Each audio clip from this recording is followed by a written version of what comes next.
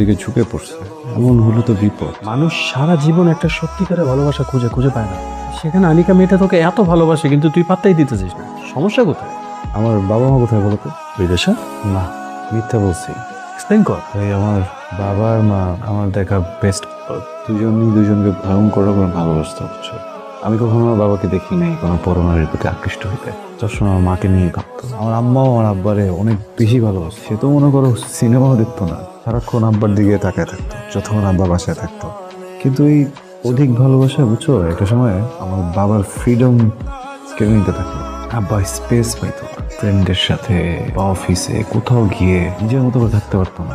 আম্মা তার এই সুযোগটা দিত না। আব্বা বুঝাইতো আমাকে, আম্মা যেন বোঝে, যেন একটু একটু করে ঠিক হয়। এর জন্য একদিন আমার বাবা মজার চলে আম্মাকে বলে ফেলছে, তুমি যদি ঠিক না হও আমি তোমাকে ডিভোর্স দিব।